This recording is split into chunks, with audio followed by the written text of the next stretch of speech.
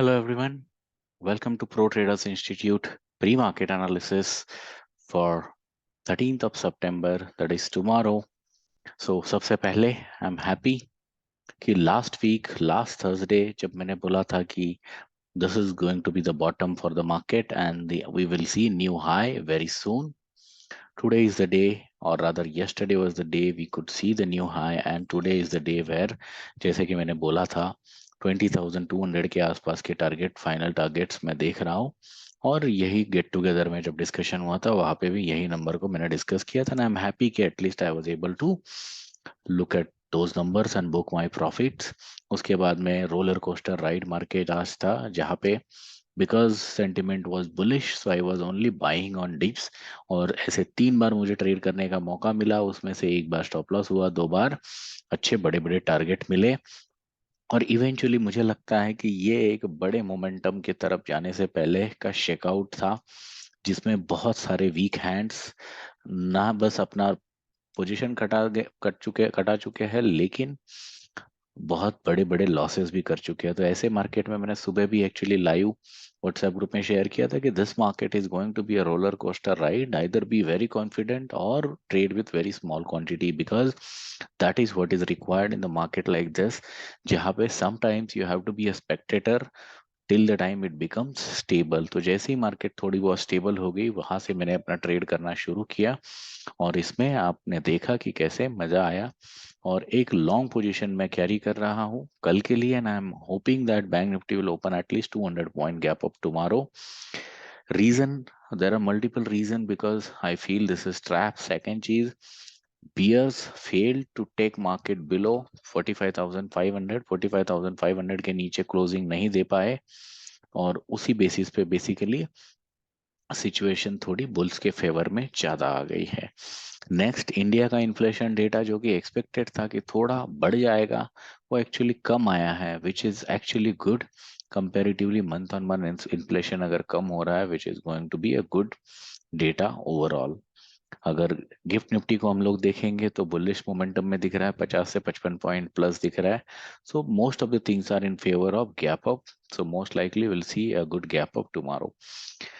अब चार्ट पे देखते हैं और एक चीज का अपडेट दे दूं कि नेचुरल गैस में आज कल मैंने एक लॉन्ग पोजीशन इनिशिएट किया था based on my positional strategy जो अल्टीमेट मेंटरशिप प्रोग्राम में आप सबको सिखाया है। और मैंने एक ही स्ट्रैटेजी अल्टीमेट मेंटरशिप प्रोग्राम में सिखाई है और वही स्ट्रैटेजी ने निफ्टी में बाय दिया, 700 पॉइंट हो गए।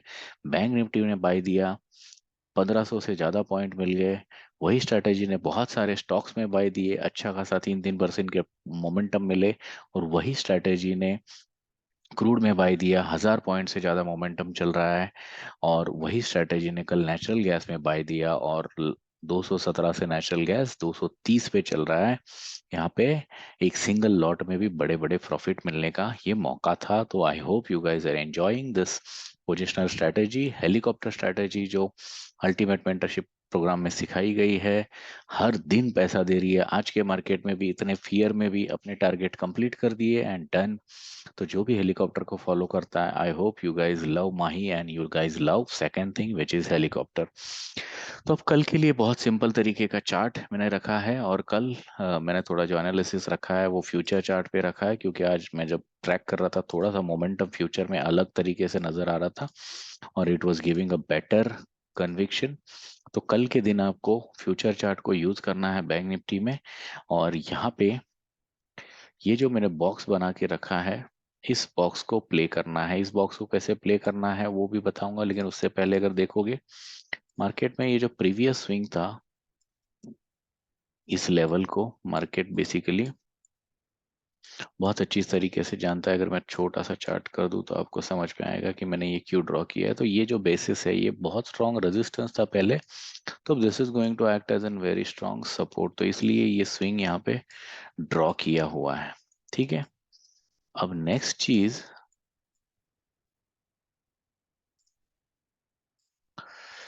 है कि ऊपर से ये जो ट्रेंड लाइन आ रही थी इसको मार्केट ने ऑलरेडी ब्रेकआउट करके सस्टेन लास्ट के कुछ टाइम में इसके ऊपर क्लोजिंग दिया है। तो ये जो जोन है ये ब्रेकआउट करके रुक गया है, तो potentially a good sign for market. तो यहाँ पे अगर लॉन्ग पोजीशन ऑलरेडी है तो क्या लेवल पे अलर्ट रहना है या कैसे काम करना है या कल के लिए फ्रेश ट्रेड कैसे करेंगे, इसके बारे में डिस्कस करते हैं। तो मेरा व्यू है कि कल की एक्सपायरी के पहले पहले हम लोग मार्केट में बैंक निफ्टी पे एक बार 46,000 का लेवल देखेंगे and I am very confident about it. तो अब उस लेवल के हिसाब से अगर प्ले करना है तो कैसे, for some reason if we get an opportunity at market at 45,400, then look for a reversal to buy for at least 200 point target. ठीक है, अगर किसी रीजन से मार्केट बड़ा क्रैश हो जाती है, बहुत ज्यादा गिरती है, तो ये जो 45,200 की लेवल है, this will be the golden opportunity to buy. तो ये दोनों लेवल पे I look for buy and again मेरा व्यू बहुत क्लियर है, बुलिश ट्रेंड में मैं ओनली बाय के बारे में सोचूंगा, I am not going to think about anything else. तो ये दोनों लेवल पे, यहाँ पे और यहाँ पे अगर कल मौका मिला तो I am going to look for a bye.